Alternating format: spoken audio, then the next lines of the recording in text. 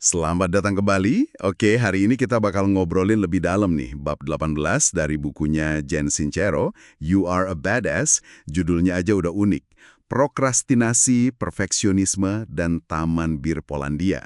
Sumber kita, ya bab itu sendiri. Dan misi kita kali ini mau coba bongkar gimana sih perasaan nggak mampu, nggak pantes. Sama kebiasaan nunda-nunda itu sering banget ngejegal kita. Persis kayak cerita si penulis di Taman Bir Polandia itu. Seru nih kayaknya. Siap ya? Kita mulai dari kutipan pembukanya deh, ini kuat banget. Untuk bisa menendang, meraih sukses, pertama-tama Anda harus mengangkat kaki Anda. Jelas banget ya, intinya harus mulai. Iya, harus ada aksi duluan. Nggak bisa cuma dipikirin aja. Nah, si penulis ini cerita pengalaman lucu pas dia nekat banget ngelamar kerja jadi koordinator produksi buat festival seni rakyat etnik di New York.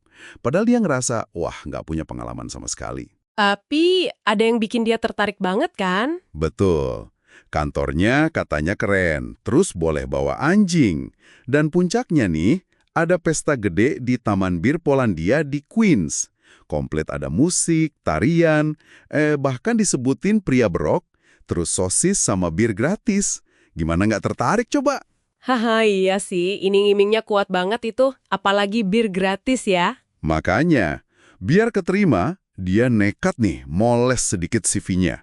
Ngaku pernah jadi produser drama kampus, padahal katanya sih cuma nyuruh temen nonton pacarnya akting. Wah, kreatif juga ya molesnya. Terus ngaku juga bikin organisasi SMA, tim seluncur salju gitu, yang ternyata cuma rapat sekali buat cari bir. Dia bahkan sampai pinjam baju ibunya buat wawancara. Usaha banget deh pokoknya. Dan hasilnya? Diterima, dia keterima kerja. Tapi malam itu juga dia langsung panik parah. Nah, ini nih. Mikir, ya ampun, ngapain gue barusan? Gue penipu. Dia ngerasa bakal ngehancurin festivalnya gitu. Oke, momen panik ini penting banget. Ini wawasan kunci pertama dari bab ini. Sering banget pas kita bilang, saya nggak qualified atau saya nggak pantas, sebenarnya yang kita rasain itu saya terlalu takut buat nyoba. Jadi bukan soal kemampuannya ya, tapi takutnya. Persis. Rasa takut gagal, takut ketahuan bohong, itu yang bikin lumpuh. Penulis ini kan nggak tiba-tiba jadi nggak bisa apa-apa setelah diterima. Dia cuma ketakutan banget. Ini masalah klasik kalau mau coba hal baru. Oke, terus gimana dia ngadepin paniknya? Kan udah keterima tuh.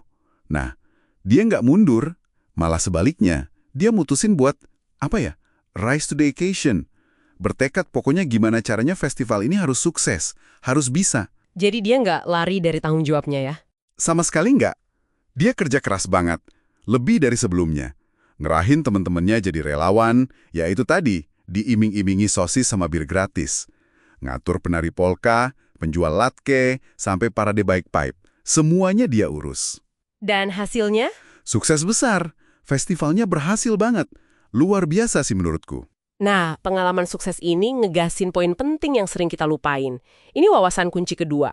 Tekad kuat dan kemauan keras itu bisa banget ngalahin perasaan nggak mampu. Maksudnya gimana tuh? Si penulis ini kan akhirnya sadar, dia itu sebenarnya punya kualifikasi lain yang nggak dia tulis di CV. Dia anak tertua, jadi biasa ngatur. Dia suka bikin pesta. Dia juga jago ngomong sama orang. Oh, jadi kayak skill tersembunyi gitu ya? Betul, kita tuh seringkali lebih mampu daripada yang kita pikir. Dan passion atau keinginan kuat itu bisa jadi bensin buat ngelawan rasa takut. Kita semua mungkin punya kualifikasi tersembunyi itu. Jadi ingat bagian lain di bab ini, soal energi kita. Energi yang kita pakai buat mikirin alasan kenapa kita nggak bisa melakuin sesuatu. Atau buat bikin pengalihan perhatian yang sempurna, iya kan? Iya. Kayak cerita penulis yang sibuk banget nata kantor barunya biar sempurna, ujung-ujungnya malah nulis di meja dapur. Energi segitu banyaknya kan sayang banget ya. Nah itu dia, energi itu sebenarnya bisa banget dialihin buat langsung ngerjain aja, mulai aja dulu. Bener banget. Dan ini nyambung ke wawasan kunci ketiga, yang diringkas bagus banget di kutipan ini. Kalau Anda serius mau mengubah hidup Anda bakal cari cara. Kalau nggak serius, Anda bakal cari alasan. Wah, dalam juga ya. Iya, ini kena banget buat masalah prokrastinasi sama perfeksionisme. Dua hal ini seringkali cuma kedok buat rasa takut. Kita ngeles, nunggu waktu yang pas lah, atau pengen hasilnya sempurna dulu. Padahal itu cara paling gampang buat sabotase diri sendiri.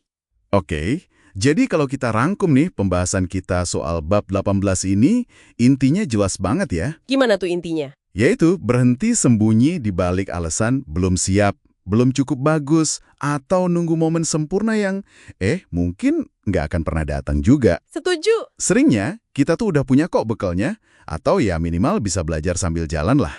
Kuncinya cuma satu, mulai.